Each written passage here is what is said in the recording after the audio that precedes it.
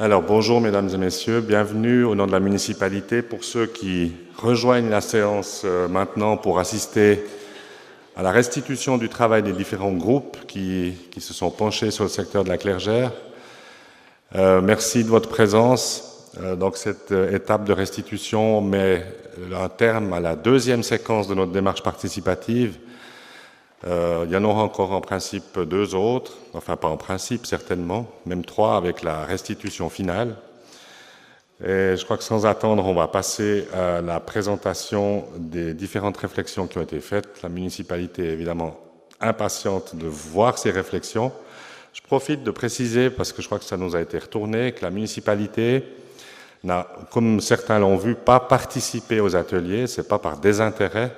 C'était volontaire parce on préférait au fond ne pas être intégré aux différents groupes de travail pour pas, le cas échéant, être soupçonné d'orienter les démarches en fonction d'idées préconçues que la municipalité aurait déjà. Donc on a préféré s'abstenir des ateliers et puis assister à cette partie restitution. Ça sera en principe le cas toujours pour les prochains ateliers, des prochaines séquences qui nous attendent. Donc merci à M. Gerin de faire l'introduction de cette phase de restitution. Merci.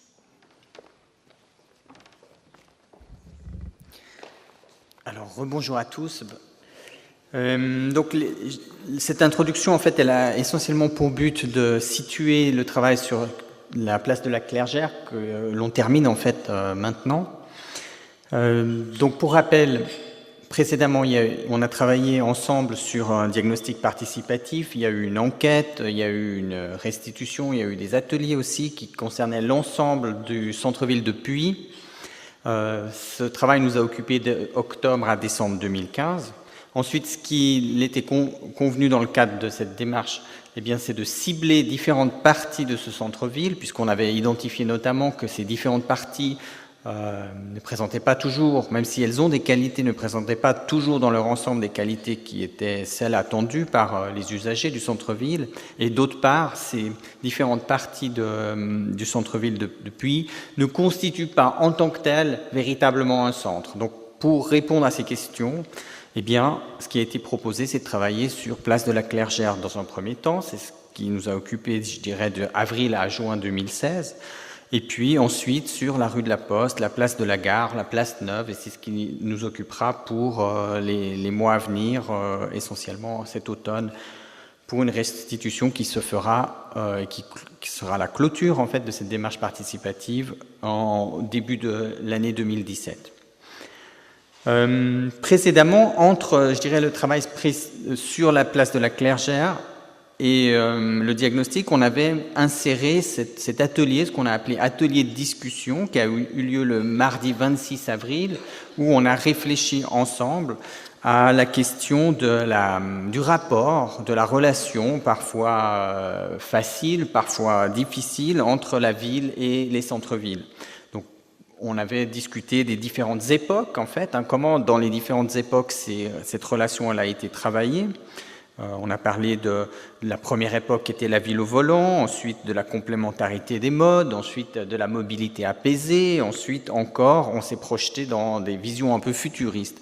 L'idée de cette conférence débat, c'était de se donner aussi des outils, savoir comment les solutions qu'on peut envisager, elles se situent dans des stratégies qui ont été à un certain moment fortement investies, qui le sont moins maintenant, et puis avoir aussi une idée sur les questions ou les manières de traiter cette question-là qui semblent se pointer, même si on n'est pas capable de dire encore exactement ce qui va se passer dans les années à venir, mais on voit des choses venir, donc aussi anticiper ce point. Ensuite, donc, on a travaillé plus précisément sur cette partie place de la Clergère, où on a travaillé en différentes étapes, un diagnostic local, plusieurs ateliers, et puis maintenant, le dernier atelier a lieu ce matin, en fait, et maintenant, directement, je dirais, à chaud, une restitution de ces réflexions. Donc, pour présenter ce travail sur la place de la Clergère par atelier, je vous présente Natacha Guillaumont, qui est architecte paysagiste à l'EPIA et puis qui a piloté d'une manière générale l'organisation de ces ateliers.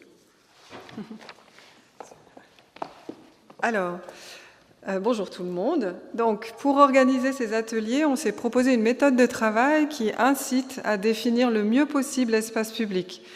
Et puis, comme on est tous usagers de l'espace public, on a utilisé comme médium la maquette, de façon à réaliser le mieux possible comment l'espace s'agence et puis quel potentiel on a. Donc, dans ce cadre-là, on a proposé donc une première, suite à ce diagnostic, on a échangé en définissant des sous-espaces dans la place de la Clergère, qui décidait au centre, il y a une difficulté d'identifier ce qu'est la place et le cœur de la place de la Clergère, et puis un manque de définition. Donc, ce qui ressort de toute cette discussion, c'est justement une difficulté à définir son identité comme place, et puis qu'elle est plutôt fonctionnelle, peut-être un lieu de passage. Donc, jaillissaient plusieurs typologies de façons de voir cette place. Et puis, donc, se greffer deux grands autres espaces, suite à cette discussion, qu'on a proposé de mettre aussi avec des temps de parole, qui sont ces deux passages du côté de l'avenue du Prieuré et de l'autre côté, du côté de la passerelle de la Verdenne, en jonction entre le vieux bourg, le centre-bourg, et puis toute la partie plus haute de l'autre côté de l'avenue de Lavaux, de l'Octogone. Donc, dans ce cadre-là, on a proposé ensuite, suite à ces premières discussions qui ont établi des qualités et beaucoup de défauts de cette place, et de repartir des points positifs, mais aussi des désirs d'espace public, on a entendu, donc d'un point de vue d'un premier, donc les groupes de personnes qui sont là ont travaillé sur une première partie, qui sont ce qui est présenté de ce côté-là de l'exposition, qui sont les panneaux, qui sont des hypothèses donc, qui ont été élaborées dans des thématiques. La première étant la question du végétal, l'autre la question de relier et de traverser, et puis une troisième qui est s'installer dans l'espace public. Puis on voit que si on a dissocié les choses, c'est justement pour augmenter le temps de parole et le temps de réflexion pour chacune de ces solutions-là, parce que ça libère des hypothèses dans cette thématique-là, de voir comment l'espace peut s'agencer. Donc vous avez dans la vidéo le retour de ces trois thématiques de travail qui ont donné lieu à 8 hypothèses. Une où on est passé donc en passage enterré, donc des jonctions de devenir de la circulation de l'avenue de Lavaux, de devenir des espaces.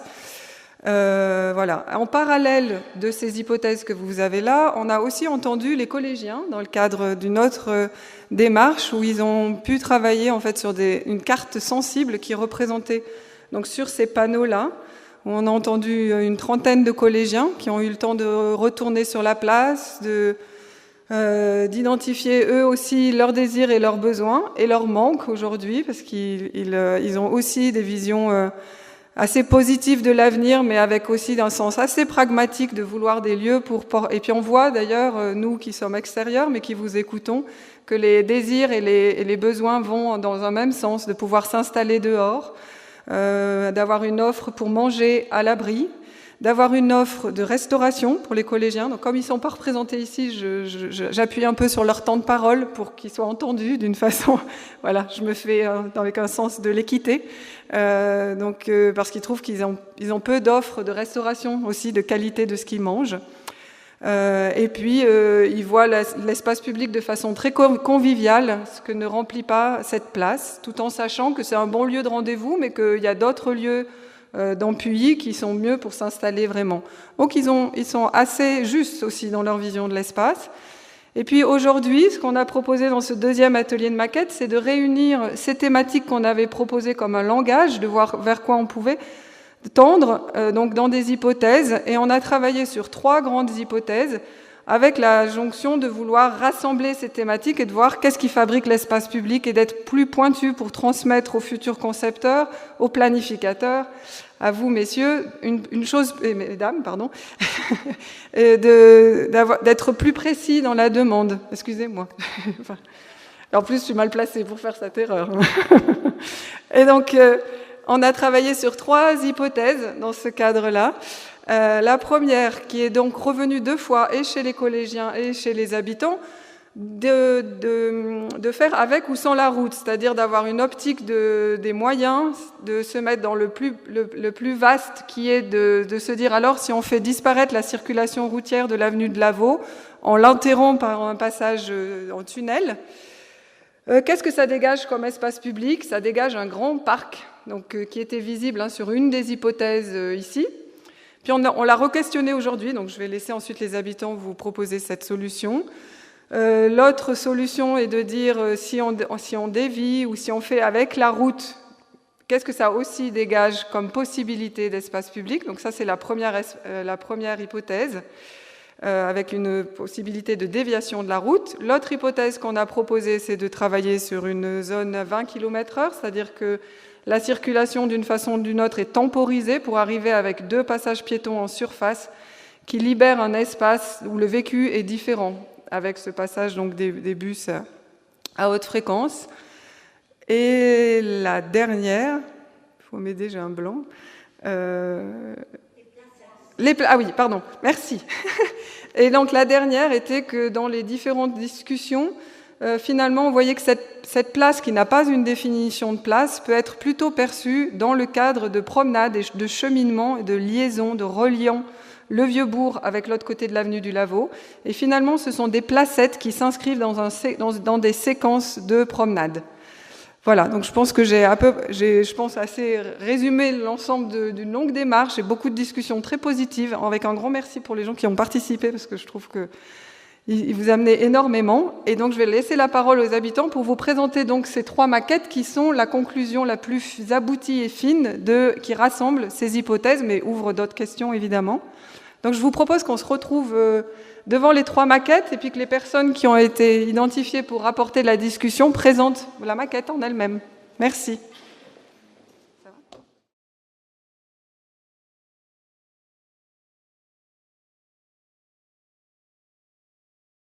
La première option, on est parti de 2 postulats.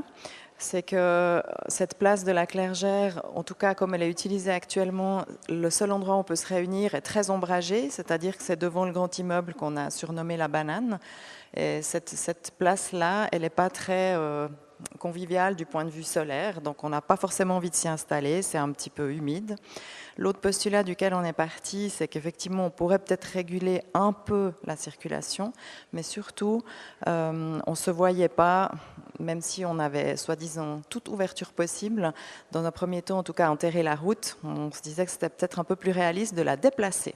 Donc c'est pour ça qu'on a eu l'idée de dévier un peu la route pour récupérer de l'espace de l'autre côté. Donc, entre guillemets au nord, mais plus ensoleillé pour avoir plus de possibilités ici d'installer ce que les collégiens souhaitent visiblement aussi, c'est-à-dire soit des petites places couvertes, mixtes, des bancs, des possibilités d'avoir aussi alors peut-être des commerces de bouche un peu plus développés sur le nord, peut-être quand même aussi quelques-uns en face.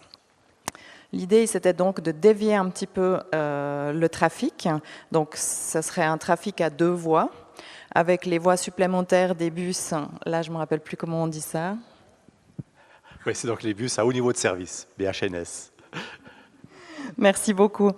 Donc l'idée c'était ça, c'était d'avoir ces possibilités de bus, donc c'est les petites lignes vertes que vous voyez à l'extérieur, le trafic routier au milieu, on a ajouté des passages piétons par-dessus, c'était visiblement un désir global des différents groupes qui ont été consultés, c'est de pouvoir passer par-dessus parce que les passages sous voie sont peu conviviaux et même un peu ça craint.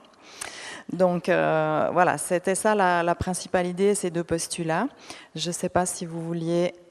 oui, alors l'idée aussi, c'était quand même de réhabiliter un peu cette place, malgré tout, qu'on trouvait très ombragée et humide, en lui donnant peut-être aussi un espace plus à l'ancienne, avec peut-être des vrais pavés à l'ancienne, et quand même un petit peu de pouvoir s'installer là. Il y a la terrasse aussi du restaurant qui évidemment perdurerait, mais on pourrait quand même un peu s'installer ici, mais peut-être moins arborisé et moins espace vert.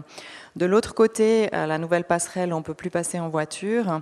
Là, c'est aussi d'avoir un petit espace avec plutôt un aménagement végétal bas qu'on pourrait déplacer au cas où on a besoin de pouvoir passer. Piste cyclable aussi ici sur le côté. Une des contraintes était que les arrêts de bus sont quand même disons, pas évidents à placer. Merci. Voilà, c'est les contraintes du bus à haut niveau de service. Donc des arrêts de bus qui font une longueur de 40 mètres. Donc en ayant essayé de créer un S dans cette chaussée qui a un objectif non seulement de dégager cette place qui se trouve ici au nord de la Clergère, mais c'est également de diminuer cet espace de couloir automobile au profit, on va dire, d'une entrée de ville quand même. Le bus à haut niveau de service nécessite donc des arrêts d'une longueur de 40 mètres, ce qui fait que dans la mesure où on veut les placer sur un tronçon qui soit rectiligne, rend la chose relativement délicate. On a quand même réussi à les placer de manière, ils sont à l'échelle ici, donc c'est assez réaliste. Donc vous avez les deux pistes de voitures qui sont donc symbolisées par le ruban rouge. Le bus à haut niveau de service a sa piste propre qu'on a un petit peu décalée parce que le ruban était un peu étroit. C'est donc ce ruban liseré gris qui se trouve autour. Un élément qu'on n'a pas vraiment traité, mais on va quand même laisser quelque chose aux services municipaux, c'est le carrefour à cet endroit-là, dans la mesure où on n'a que deux pistes de circulation, donc on imaginait plutôt une forme de giratoire pour éviter d'une part les feux et la nécessité de créer des présélections qui sont toujours extrêmement importantes au niveau de l'occupation de l'espace. On a aussi pensé aux cases livreurs qu'on situe donc avec ces petites bandes brunes à différents endroits. Et une difficulté aussi encore qui reste bien sûr à bien gérer, c'est les différences de niveau parce que la route est quelque part un petit peu surélevée par rapport au bas, ce qui n'est pas mentionné sur la maquette, mais qui nécessite quand même des ajustements assez fins. Donc tout ça pour dire que cette solution, on l'a appelée la Clergère au soleil, pour mettre un petit peu de poésie dans une approche un petit peu différente de ce qu'on avait jusqu'à maintenant. Et l'idée, c'est de présenter aussi la deuxième option. Oui. Alors, de ce côté-ci, donc on avait une option surface et une option terrée.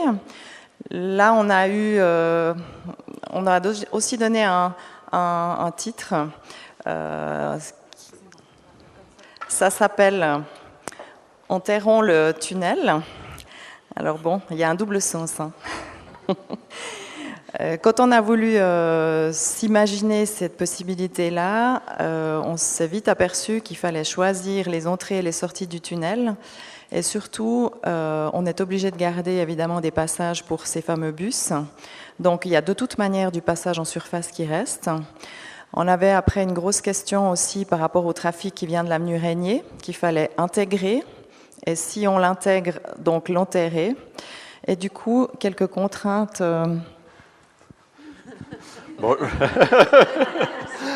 Voilà, donc les contraintes, c'est-à-dire qu'on doit créer aux extrémités de ce tunnel, bien entendu, des trémies pour y accéder, qui sont des éléments urbains qui sont très contraignants au niveau du paysage. Et dans le fond, on libère une zone centrale qui est toujours encore une zone urbaine, et on crée à ces endroits des trémies, malgré tout des coupures, on va dire, dans la circulation, en particulier des vecteurs doux. Ce qui fait qu'on a ici des accidents, c'est des zones en bleu qu'on a indiquées, et puis au milieu, on aurait une partie un peu tranquillisée, mais qui n'est pas vraiment une partie, on va dire, d'un parc avec une qualité exceptionnelle. Donc on trouvait que c'était vraiment dommage d'investir autant d'argent pour enterrer une partie du trafic. En surface, on a toujours les bus qui nécessitent aussi une certaine mise en sécurité pour les piétons et les vélos qui passent. Et dans le fond, ces courbes de raccordement sont non seulement onéreuses, mais également compliquées à réaliser du point de vue du génie civil, y compris ce qui se passe après au point de vue des raccordements aux extrémités. Donc voilà pourquoi on a donné ce nom à cette variante, enterrons le tunnel, parce que je crois que c'est franchement de l'utopie, mais on le remarque dès qu'on travaille un petit peu dans le concret. Ce que j'ai oublié de dire, enfin ce qu'on a peut-être oublié de dire, c'est que dans la solution la Clergère au soleil, c'est qu'on borde l'avenue systématiquement par des arbres d'alignement. Ceci, c'est pas simplement pour marquer la rue, mais c'est pour marquer où elle se trouve. C'est donc un repère qui donnera aussi une indication où se trouve le bus, puisqu'il va se trouver le long de cette avenue. Mais cette lignée d'arbres nous paraît extrêmement importante pour rendre également l'ensemble de la place de la Clergère attractive. Peut-être une petite précision pour rendre hommage aussi aux collégiens qui ont travaillé sur certaines parties de ce premier espace dont on discute. Sur la partie où on a donc supprimé la circulation, l'idée c'était aussi d'ajouter des façades, ça peut être ici ou ailleurs, mais y compris sur la banane, enfin quelque chose qui soit, je dirais encore une fois, comme les pavés, un petit peu à l'ancienne. Donc dans l'idée d'avoir des façades par exemple avec plusieurs couleurs, bon là on n'avait pas toutes les couleurs qu'on voulait, c'était un peu pétant, mais d'avoir quelque chose qui ressemble à un bourg, mais de ramener un peu cet esprit du bourg, puisque c'est aussi un accès pour y aller en soi dans le réel bourg. Donc c'est vrai que ça faisait partie aussi des choses, il n'y a pas que on démolit, on refait, on modifie, mais aussi rendre la chose un peu esthétique, y compris, cette fois on en a un peu parlé, mais sur l'aspect de la luminosité, du choix des lampadaires, enfin, du choix du mobilier, faire quelque chose qui soit un peu un mix entre l'ancien et le nouveau.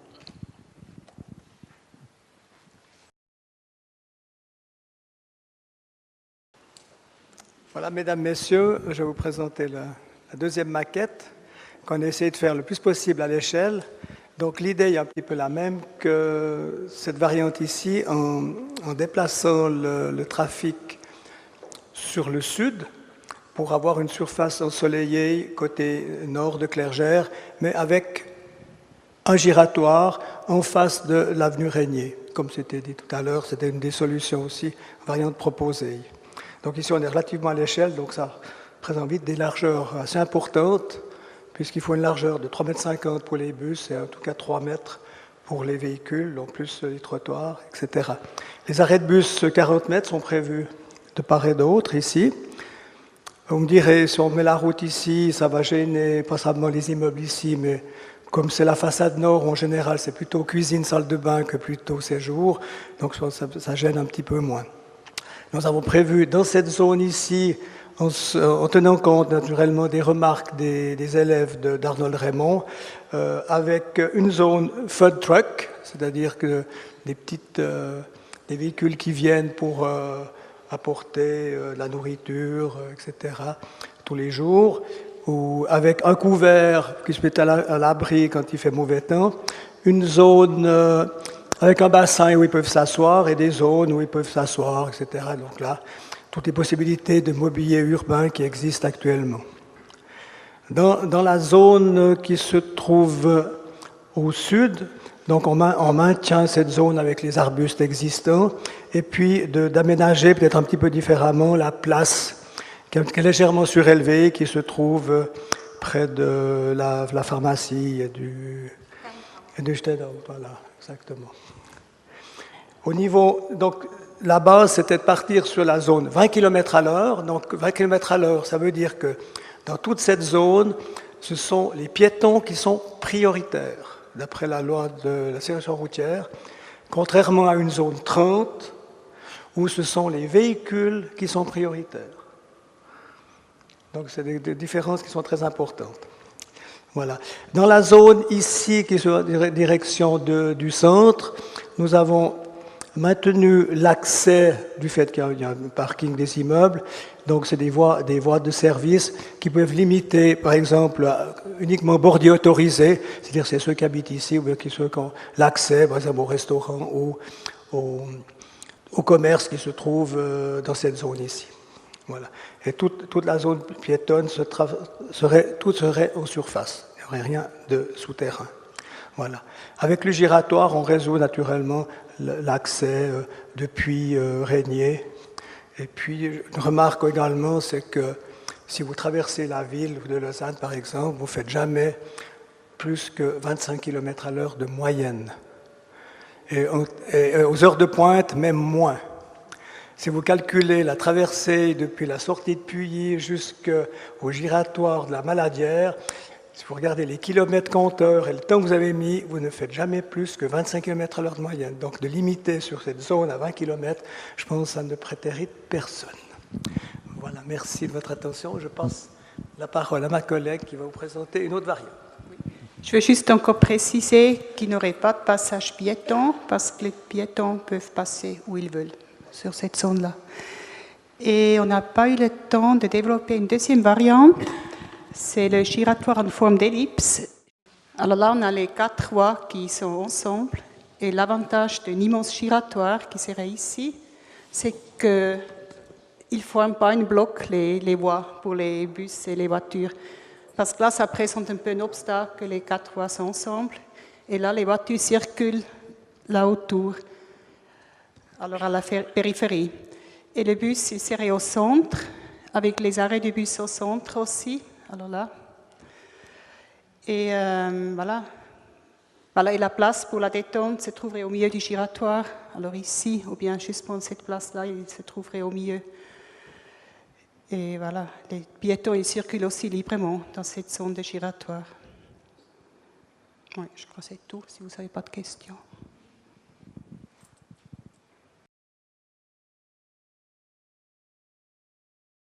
Alors nous, c'est la solution de la réelle politique.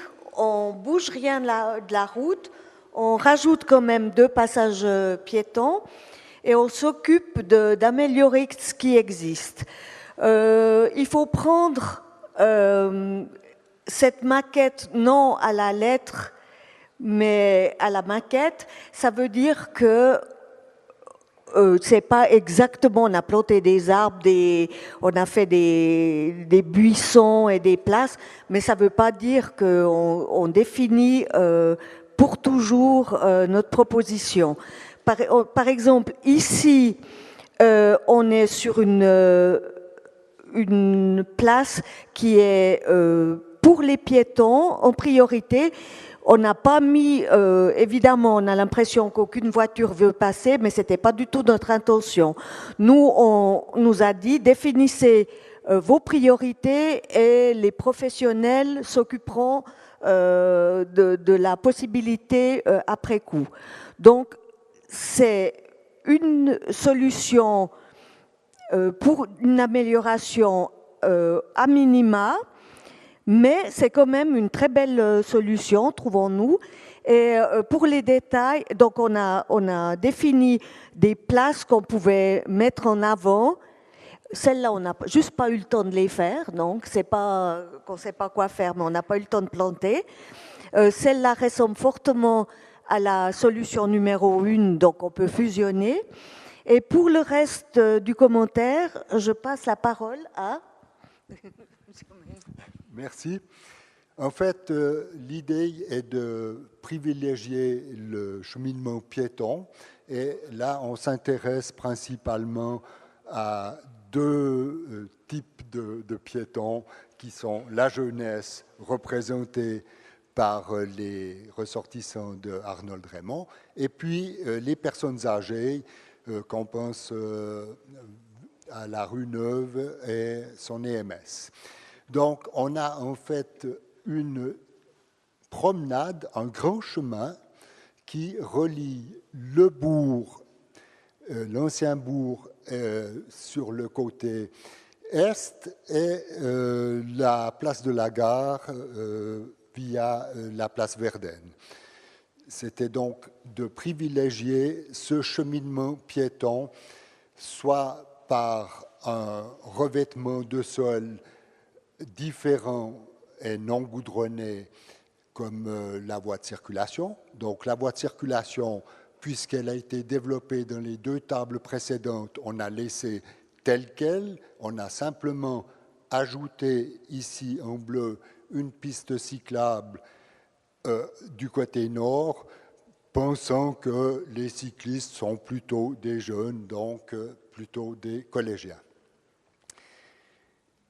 Les places, comme l'a dit ma collègue, on n'a pas eu le temps de développer celle-ci, mais il est aisé de comprendre que juste après le nouveau pont voûté, elle a toute la sympathie de la population, qu'il est facile de créer là une placette. Ici, on crée une place pour profiter de l'ensoleillement du levant du matin, où on est dans une zone ensoleillée, on arborise et on met quelques bancs et un point d'eau.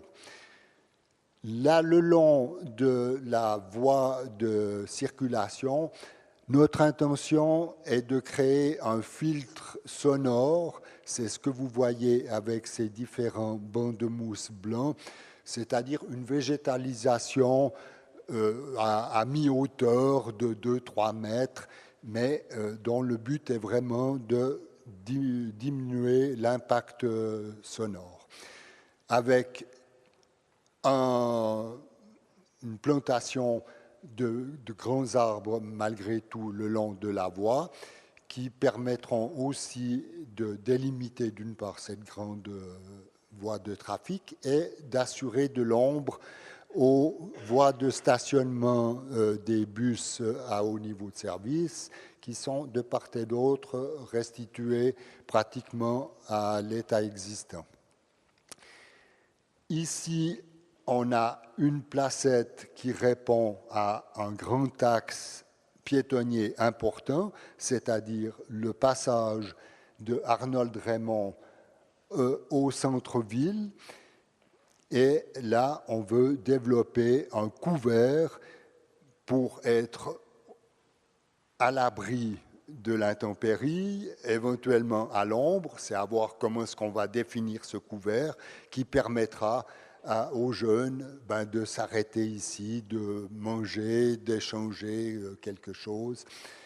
Voilà, disons, nos deux grandes places. On est conscient également de tout l'impact du côté nord. Là, du côté Arnold Raymond, ce que vous voyez, cette tache en vert, c'est tout simplement une pelouse, sans grand mobilier urbain, mais une pelouse parce qu'elle est en plein soleil et on sait que les jeunes aiment bien profiter du soleil quand ils ont une pause.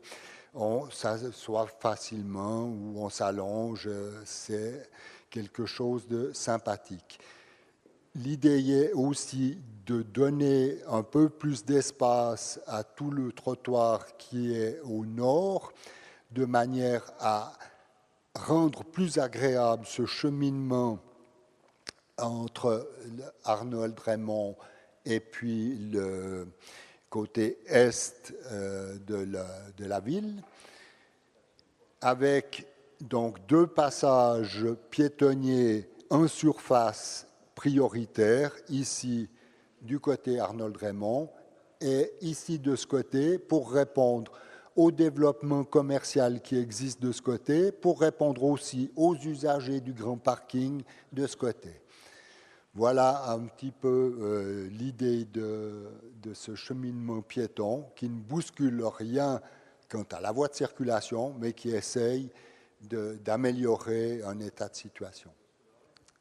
Il y avait juste encore l'espace vert. Oui. Juste un addendum. Ici, il y a aussi une place bien ensoleillée qui est sur 3 niveaux et qui pourrait être améliorée. On n'est pas entré dans les détails, mais c'est un sujet qui tenait à cœur à quelqu'un du groupe. Donc, je signale quand même à la municipalité qu'il y aura un effort à faire juste là.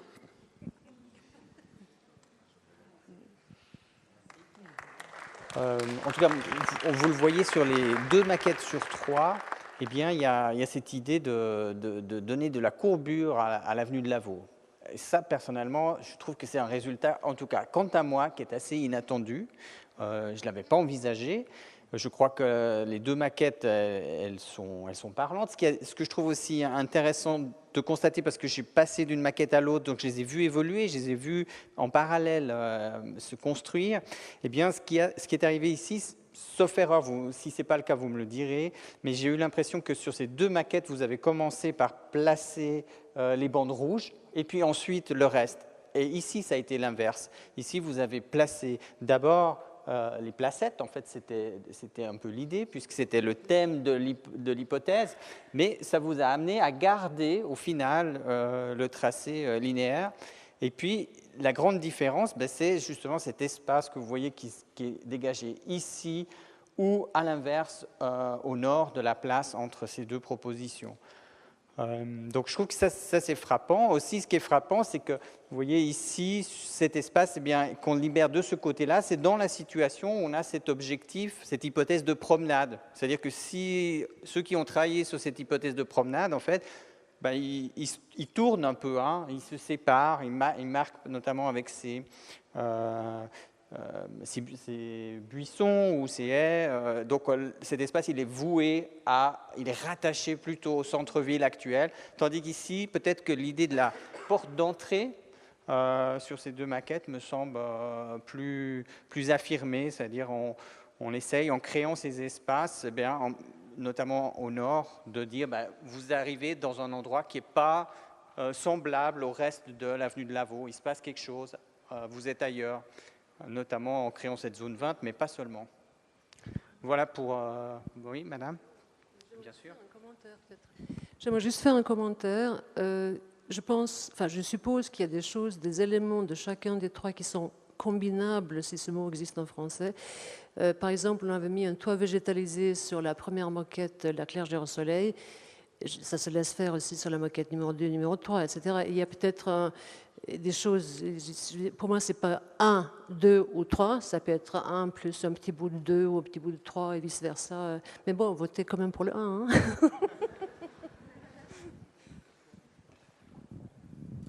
J'ai encore une petite remarque concernant les revêtements de sol. Parce qu'on voit actuellement à Puilly, on est plutôt dans les gris, noirs ou anthracites. Et une des remarques des jeunes, c'est qu'on a vu, mais aussi chez nous aussi, c'est le manque de couleur. Alors il y a la couleur au niveau horizontal, il y a la couleur au niveau vertical. Donc au niveau horizontal, donc toutes les places qu'on a marquées entre autres ici, évidemment il y a une liberté totale. Par exemple ici, dans une zone 20, on pourrait très bien mettre un revêtement même hydrocarboné d'une autre couleur. Vous pouvez faire un revêtement hydrocarboné rouge ou vert, ou pas bleu, c'est trop cher. Bleu, avec les oxydes de chrome, c'est trop cher. Mais autrement, en rouge ou en vert, c'est tout à fait possible, un revêtement hydrocarboné, ou bien faire des calpinages avec des zones pavées qui obligent, à cause du bruit du pavé, de ralentir les véhicules automatiquement à 20 km/h. Dans les zones ici, on a marqué une zone verte, etc. Mais évidemment, ce sont des zones où il y aura des zones en pavé ou en revêtement bitumineux avec des pelouses, etc. Et pour permettre, entre autres, le cheminement des cyclistes. Maintenant, une autre remarque générale au niveau des bâtiments, je suis attentif à la population, c'est que ça s'est fait un petit peu au centre de la vieille ville, d'avoir des bâtiments de différentes couleurs. Alors, si ce bâtiment devrait être fait, par exemple la banane, comme on l'appelle, ce serait bien d'avoir peut-être à chaque entrée des couleurs différentes de façade, par exemple, de donner un peu de vie dans cette grisaille. Maintenant, d'une façon générale, je dirais que, comme premier critère, c'est le bien-être des gens de Puilly qui est prioritaire à mon goût. Et puis, deuxième priorité, c'est d'avoir une vie dans ce village ou dans ces petites villes, que les commerçants puissent vivre et se développer. Voilà, ce sont pour moi des deux critères qui sont très importants. Merci.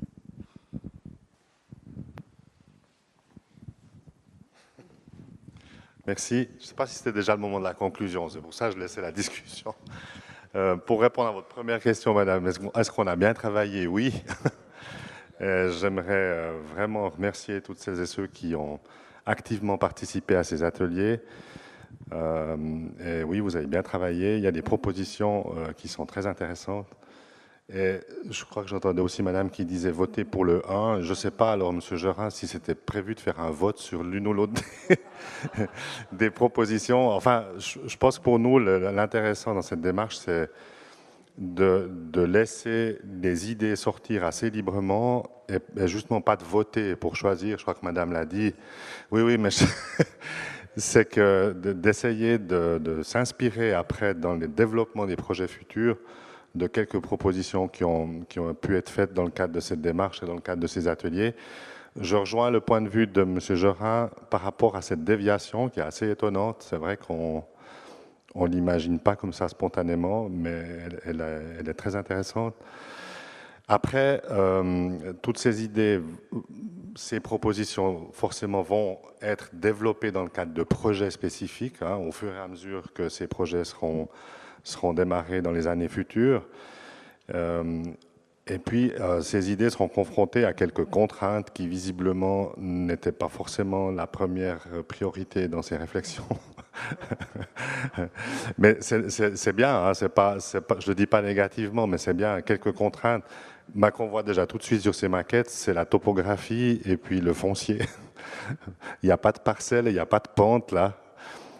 Souvent, ça complique tout de suite un peu les choses. Mais voilà, moi, je pense qu'on ne peut qu'être reconnaissant du travail qui a été fait et des propositions qui sont faites. La proposition de cet espace au nord de la Clergère, il mérite d'être un peu réfléchi comme ça, à chaud. C'est intéressant de trouver en plus 2 projets qui font cette proposition. Voilà. Merci en tout cas à toutes celles et ceux qui ont travaillé là-dessus. Madame, je vous... J'ai encore une autre question. Bon, on a discuté un petit peu entre nous, mais j'aurais bien voulu avoir une réponse claire. Tout ce travail qu'on fait avec beaucoup d'enthousiasme, beaucoup d'engagement, est-ce que, variant-on, ça sert à quelque chose? Est-ce qu'on sera écouté? Est-ce que c'est quelque chose qui va réellement être pris en réflexion? Ou est-ce que c'est un petit peu un coup d'épée dans l'eau et ça sera de toute façon décidé selon d'autres critères dont nous n'avons pas nécessairement connaissance, n'étant que des, passez-moi le terme, vulgaires citoyens? Je vais essayer d'être le plus clair possible, madame, mais non, l'espoir, ça ne soit pas un coup d'épée dans l'eau et puis des photos, des maquettes, des documents qu'on mettra dans une armoire et puis on dira, ben, c'est bien, on a sollicité quelques personnes, et ça leur a fait peut-être plaisir. Non, je crois que l'idée, c'est de s'inspirer de toutes ces réflexions et d'essayer de prendre en compte autant que possible ce qui a été proposé, avec quand même des limites, c'est vrai, des limites qu'on rencontre quand on développe concrètement un vrai projet. Il y a des limites de ce que j'ai dit, de foncier, de topographie, de coûts aussi, enfin il y a toutes sortes de limites possibles. Mais ce n'est pas de dire d'emblée tout ça, on n'en tiendra pas compte. L'idée de cette démarche, c'est que ces réflexions, elles alimentent le développement des projets futurs. Sans pouvoir dire avec une assurance qu'on prendra tel ou tel projet et c'est celui-ci qu'on développera sous forme de projet définitif. Mais l'idée, c'est d'essayer de vérifier si on peut reprendre un certain nombre de ces idées dans les projets futurs, avec quand même une certaine humilité. Il faut voir, on le sait, moi je me réjouis de votre motivation, de toutes celles et ceux qui ont participé à ces ateliers, qui probablement continueront encore dans les autres. Mais il faut avoir aussi l'humilité de dire qu'est-ce qu'on représente par rapport à 18 000 habitants. Est-ce que, voilà, est-ce que c'est les idées d'une vingtaine de personnes? Est-ce que c'est les idées de tous les autres? Voilà, il faut prendre ça avec une espèce d'humilité aussi. Mais au moins, ça a le mérite, même si c'est peu de gens, finalement, ça a le mérite d'avoir quelques personnes qui ont pris du temps, qui se sont intéressés, qui ont réfléchi, qui ont discuté entre eux et qui ont fait des propositions.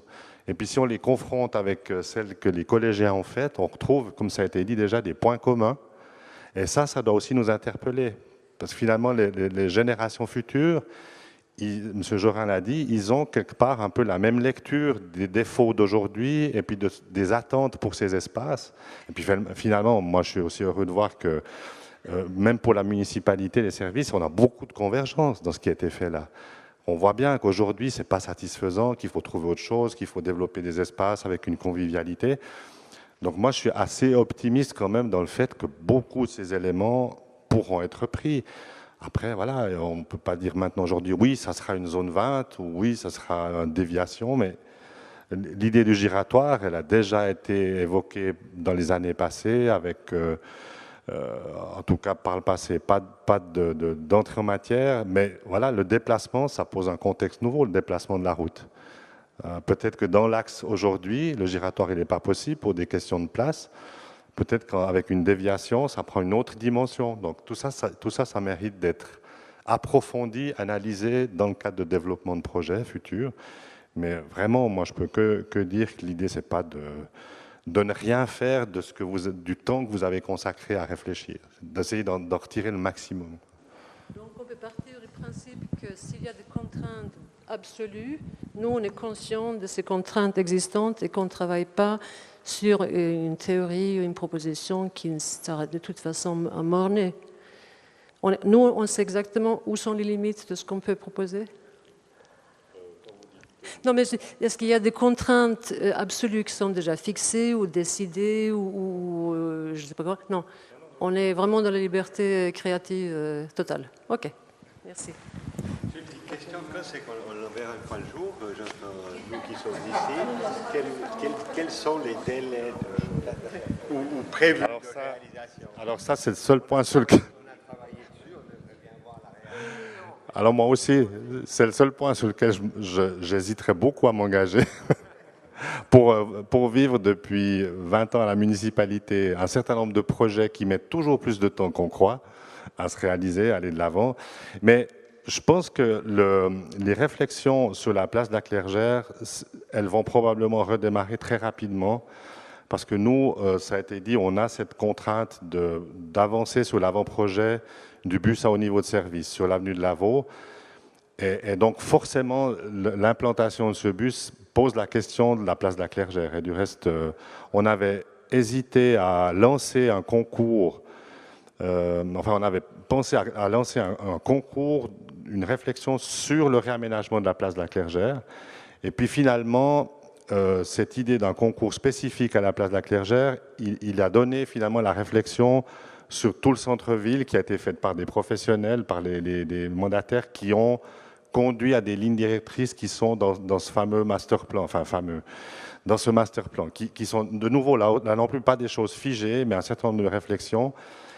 Et je pense que la place de la Clergère, c'est un projet qu'on devra démarrer assez rapidement avec la contrainte de l'intégration du bus. Donc forcément, on se posait la question, déviation, pas déviation, position de la route, zone 20, zone de rencontre, pas zone de rencontre. Bon, sachant que là-dessus, vous le savez, je pense que les TL sont très réticents à traverser avec des bus de 30 mètres une zone de rencontre pour des questions de sécurité. Mais voilà, tout ça, ça doit être discuté. Et sans donner un délai précis, on devra traiter la place de la Clergère dans les prochaines années, je pense. Dans le cadre de cette planification de tout le réseau bus et tout ça, des transports régionaux, il y a déjà un planning qui est déposé, mais non? Oui, il y a un planning de principe. La réalisation du bus sur le tronçon Puy, c'est à l'horizon 2021 par là, je crois. 2020, 2021. Théorique, hein. C'est un calendrier prévisionnel qui est lié aux subventions de la Confédération, qui a d'ailleurs plus de sous, mais ça, c'est pas grave. Ça, on peut espérer que d'ici là, ça reviendra.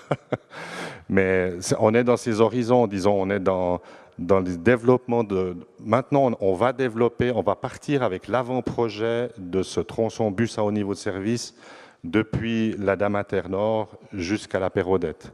L'avant-projet. Donc, on est en plein... C'est aussi une des raisons pourquoi on avait mis dans l'ordre des séquences la Clergère en priorité, parce que on devra probablement reprendre un certain nombre de ces idées, ces réflexions dans le cadre de l'intégration du bus.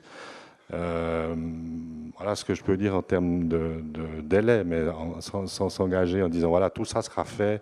Après, il y a peut-être des étapes qui peuvent s'imaginer, mais des principes comme la déviation de la route, forcément, ils doivent être arrêtés assez rapidement. Après le développement, tout ce qui se fait aux environs, ça peut se faire aussi probablement par étapes, mais voilà.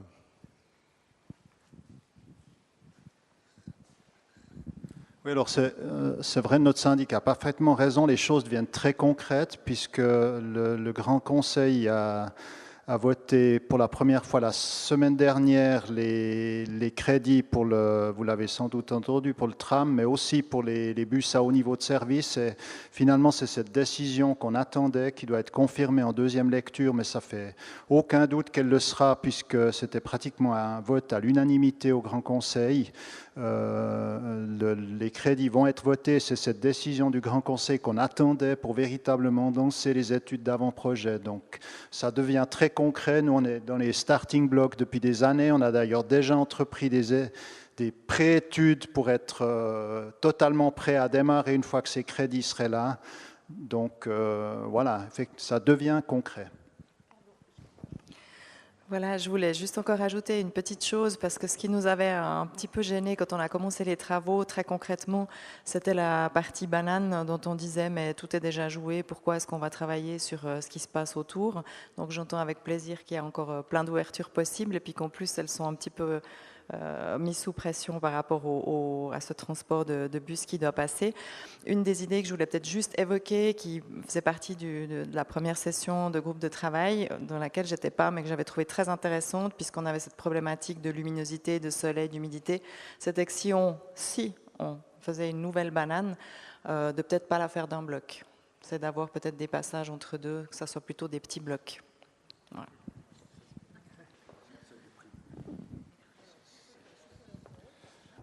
Alors, juste pour revenir sur la question de j'ai dit tout à l'heure que ce qui ne figure pas là, c'est les contraintes du foncier et de la topographie, même si vous la connaissez. Bah, typiquement, ce bâtiment, et puis on l'a dit aussi au conseil communal quand il y a eu la discussion sur le plan de quartier de ce secteur, on est sur des parcelles privées, donc la municipalité ne peut pas décider comme ça librement ce qu'elle fait ou ce qu'elle ne fait pas. On peut suggérer un certain nombre de choses à des propriétaires, mais après, c'est ces propriétaires qui vont aller de l'avant dans un certain nombre de propositions ou pas. Hein. Je vois que vous avez mis des abeilles sur le toit, pourquoi pas, mais c'est peut-être une bonne idée, mais voilà, est-ce que le propriétaire va entrer dans une idée de ce genre ou pas? Ça sera quand même sa liberté. Maintenant, ce qu'on a aussi dit, ce que j'ai dit au conseil, c'est pas parce qu'on vote, on peut pas tout arrêter non plus. Le développement de la ville, les choses continuent.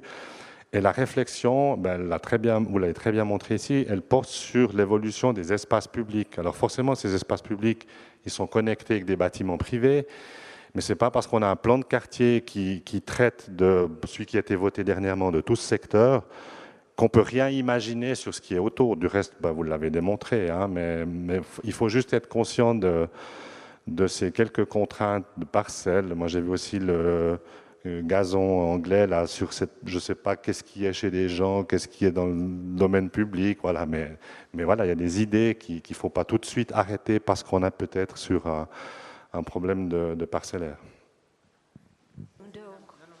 Moi, c'est juste en dehors de la clergère. Je crois qu'à l'unanimité, tout le monde pense que la passerelle qui est là, et ceci, je crois que tout le monde est d'accord pour dire que c'est une catastrophe. Alors ça, je pense que c'est quelque chose qu'on pourrait faire en priorité. C'est tout ce que je voulais dire. Non, vous avez raison, madame. C'est pas... On a aussi fait ce genre de constat, donc il n'y a pas. Mais vous savez que là, vous avez vu que depuis la Place Neuve, il y a cette nouvelle liaison qui va aussi prendre l'importance quand des nouveaux bâtiments vont se créer dans cette zone non construite, avec peut-être, on verra, des activités qui donnent sur cette passerelle, donc qui vont contribuer à l'animer beaucoup. Et puis, on a le projet qui est lié avec ce plan de quartier de continuer cette liaison piétonne au nord des voies jusqu'au pont du Prieuré. Et puis dans ce contexte-là, il faudra aussi probablement qu'on refasse, qu'on modernise, qu'on réfléchisse à cette liaison de Verden qui date des début des années 80, je pense, fin des années 70, qui a toutes sortes de problèmes que vous connaissez et qu'on a constatés aussi.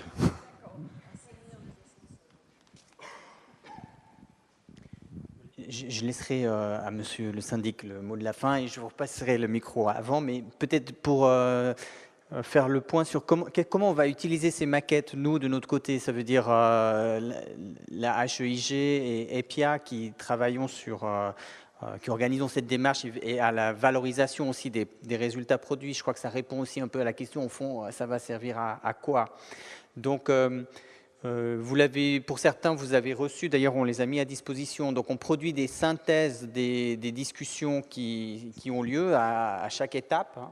Et puis l'ensemble de ce qui a été dit, mais je dirais, quand je dis ça, il ne faut pas comprendre seulement ces maquettes-là. Nous, ce qui nous intéresse, c'est aussi les moments où les hésitations, les débats il y a des fois, les groupes, vous avez eu du mal à vous mettre d'accord sur une solution. Alors peut-être que vous en avez posé une, peut-être que vous ne l'avez pas posée. Nous, ce qui nous intéresse, c'est aussi savoir pourquoi il y a des hésitations, sur quoi il y a des choses qui sont difficiles à trouver des compromis. Donc on va mettre dans le rapport l'ensemble, ça veut dire à la fois sur quoi les participants ont pu se mettre d'accord, mais aussi les points qui sont encore à discuter.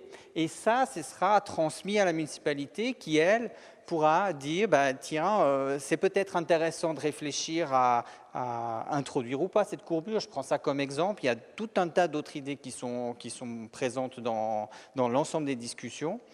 Et puis après, à voir si cette idée elle est poussée, c'est-à-dire soumise à réflexion dans le cas, c'est-à-dire mise dans les mains des professionnels qui, eux, vont se confronter avec les contraintes techniques, les contraintes foncières, financières, etc. etc. Donc l'idée, elle va ensuite faire son chemin. Mais dans l'ensemble de ce qui a été fait autour de la place de la Clergère, il y a une boîte à idées assez riche. Puis cette boîte à idées, ce n'est pas un fourre-tout. Ce n'est pas une multitude d'idées qu'on colle les unes après les autres. Il y a des choses qui se dégagent, il y a des priorités, il y a des tendances qui émergent, puis je trouve qu'elles sont quand même assez lisibles. Mais c'est ça qu'on va faire maintenant à partir de cette matière, essayer de dégager c'est quoi les points d'appui clairs, donc c'est finalement quel est le message des personnes qui ont participé à ces ateliers qui est transmis, et même si ce message il n'est pas univoque, le fait qu'il comprend aussi des ambiguïtés, ça fait sa richesse. Et c'est là-dedans, après, qu'à d'autres, aux professionnels, de résoudre, de trouver les compromis que nous, ensemble, on n'a pas pu faire parce que ce n'est pas notre métier non plus. Donc voilà pour notre partie. Excusez-moi, juste 2 mots. D'abord, pour dire que je suis vraiment enthousiaste devant cette quantité d'idées qui sont venues d'un groupe. Imaginons que tous les puissants s'expriment sur cette place. Je crois que ça serait impressionnant. Mais vraiment, c'est une place qui mérite d'avoir d'excellentes innovations. Moi, j'ai quand même une préférence, mais j'ai ressenti quand même dans le public la préférence est un peu dans cette direction. Parce que le fait de couper la circulation en droite ligne et puis de créer un S me semble extrêmement sympathique. Ça rend, et puis ça crée en même temps un espace relativement grand qui sera à disposition du public, etc. Donc c'est vraiment une très bonne chose. Puis une dernière chose sur cette solution que vous n'avez peut-être pas remarqué, mais ça nous fera peut-être faire disparaître la maison jaune qui se trouve dans l'angle de la place. Et ça, c'est aussi une très bonne chose. C'est monsieur. Oui, on a pensé à la maison jaune, mais on n'a pas osé le dire. Non, j'ai juste 2 précisions. Donc, je rappelle que zone 20 à l'heure, c'est les piétons prioritaires. Par contre, si vous faites une zone 30 à l'heure, ce sont les véhicules qui sont prioritaires et normalement, mais pas de passage piéton. Voilà, juste pour précision. Maintenant, une remarque générale, quand on fait des travaux de génie civil, en général, on fait pour plusieurs générations les travaux de génie civil, parce que c'est des montants qui dépassent vite des dizaines de millions, voire des centaines de millions. Donc, c'est pour 2 ou 3 générations qu'on construit. Contrairement aux espaces verts, où on peut, après 5 ou 10 ans, changer le mobilier urbain, qui sont des montants qui sont moins importants, changer la végétation, etc. Voilà, je voulais préciser ça. Je pense qu'au niveau de l'investissement, je pense que la municipalité doit tenir compte que l'investissement à court terme ou à long terme, ce n'est pas la même politique de financement. Merci. Voilà, mesdames, messieurs, j'aimerais à mon tour, en tant que municipal, vous remercier chaleureusement pour ce travail. Moi, je vous le dis, très subjuguée par le résultat. Je ne vous cache pas mon scepticisme initial à cette démarche participative, mais je dois dire que quand je vois le résultat aujourd'hui, je trouve que c'est un succès. Maintenant, je suis très sensible à la question de madame, parce que c'est vrai que, comme toujours dans la vie, quand on a fait un travail, on a envie d'avoir un résultat et un suivi de tout ce qu'on a investi, et c'est tout à fait compréhensible. Et moi, je crois que quand on voit ça, il me semble, je n'ai pas de certitude, mais qu'on ne peut pas reprendre un projet tel quel et le réaliser, parce qu'effectivement, il y a toutes sortes de contraintes dont moi-même, en tant que municipal, domaine gérance et sport, où je ne suis pas une spécialiste technique de tous ces problèmes, on n'a effectivement pas conscience. Par contre, je trouve qu'en regardant ça, on voit quand même des idées communes dans les 3 projets que, oui, je me sens obligée, nous nous sentirons obligés de reprendre et d'intégrer dans les projets.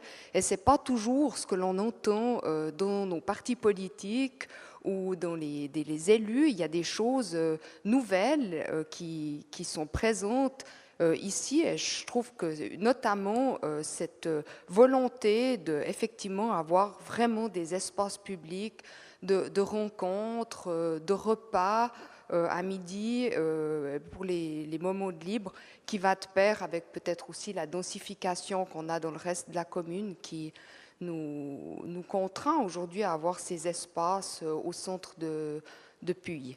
Maintenant, c'est vrai que des fois, j'aimerais poser une question à ceux qui ont fait ce projet-là. Est-ce que vous souhaitez un ralentissement ici? Et comment est-ce qu'on l'intègre avec un ralentissement qu'on voudra peut-être aussi prioritairement au centre de Puy? Des fois, je me dis, est-ce qu'on peut vraiment ralentir partout, ou est-ce qu'il faut ralentir plutôt au centre et puis prioriser peut-être quand même un passage le plus fluide possible tout en intégrant les piétons? C'est bien présent dans les 3 projets, sur l'avenue de Lavaux aussi. C'est une question que je pose à ces gens qui manifestent une volonté quand même aussi de ralentir le... Oui, alors que l'on parle de réduction de la vitesse, c'est simplement pour éviter, parce qu'aujourd'hui, pour ceux qui cheminent, en particulier sur le trottoir nord, dès que le feu au carrefour, qui se trouve donc en aval, devient vert, vous avez véritablement une piste de Monza avec des voitures qui circulent parallèlement les unes aux autres comme si elles voulaient dépasser, mais à 50 à l'heure, c'est assez difficile de dépasser.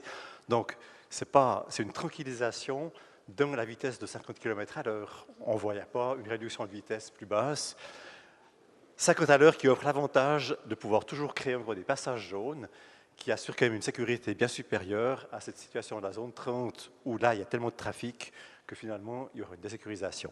Donc, ce n'est pas une tranquillisation dans le sens d'une réduction de vitesse, c'est une tranquillisation, on va dire, de l'esprit même, de la circulation au travers du bourg. C'est un petit peu l'image d'un fleuve, non?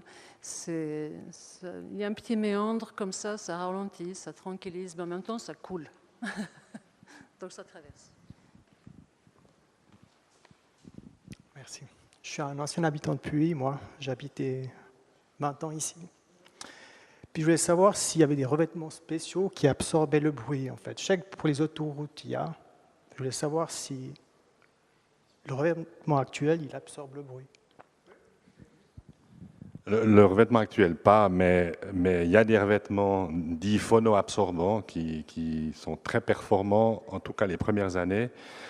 Il faut savoir qu'on a une obligation légale, nous, d'assainir aussi le bruit routier, de respecter un certain nombre de limites par rapport aux propriétés qui sont le long des axes routiers. Il y a tout un cadastre du bruit qui existe. On a une obligation légale, une loi fédérale.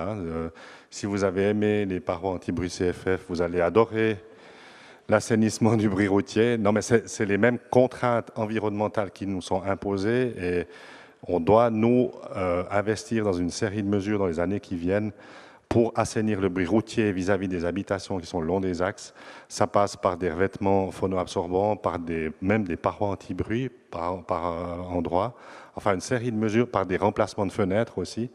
Donc, une série de mesures qui sont les mesures habituelles, qui étaient celles aussi qui ont été imposées au CFF le long de leur voie, et qui vont se mettre en place dans les 10 à 15 prochaines années. La difficulté, moi je ne suis pas du tout un technicien de ces revêtements, mais c'est effectivement de voir quelle est la durée de vie de ces revêtements, et notamment quand on a des axes routiers en pente, on n'a pas encore beaucoup de recul. Monsieur, il y a beaucoup plus spécialistes que moi, je crois.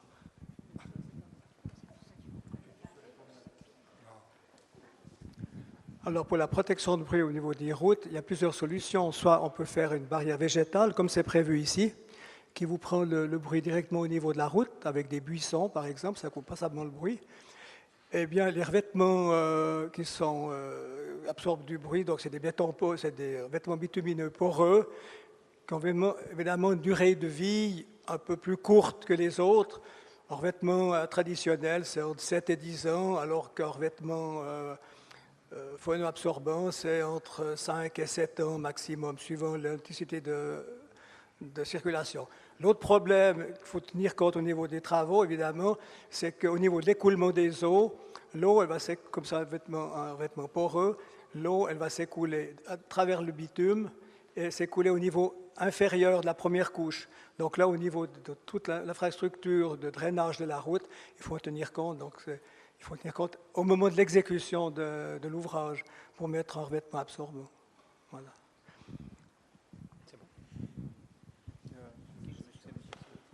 Juste encore une petite question, parce que je n'ai pas bien compris dans votre présentation.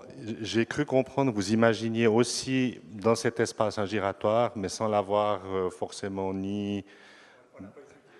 Mais vous aviez dit que c'était aussi une idée, un petit peu, encore une similitude avec celle-ci, quoi. Ok. Oui, je pense qu'on peut continuer de discuter. Donc je vais clore en fait ce moment, mais en disant que ça peut continuer. Je vous remercie moi de cette discussion encore là, à ce moment-là, qui était vraiment, je trouve, magnifique, d'échange et de qualité de votre investissement dans la précision de ce que vous imaginez. Je mesure que l'espace public est vraiment ce qui nous appartient à tous, qu'on est tous extrêmement créatifs, qu'on soit professionnel ou bien pas, qu'on est juste des usagers de ça, puis que dans la qualité de ce que vous avez produit là, et puis nous, on vous remercie d'avoir bien accepté le jeu au départ qu'on vous a proposé, de ne pas faire avec ces contraintes que vous aviez tellement envie d'avoir aussi, parce que ça cadre. Mais moi, je voulais juste souligner que sans ces contraintes, vous imaginez la ville de demain avec beaucoup d'espoir, de qualité, et que c'est ça qui compte, et qu'avec ça, on peut en fabriquer quelque chose de très positif. Donc voilà, je vous remercie pour l'ensemble, parce que j'ai beaucoup appris, et voilà. Et comme je suis professeur, j'adore continuer d'apprendre. Merci beaucoup.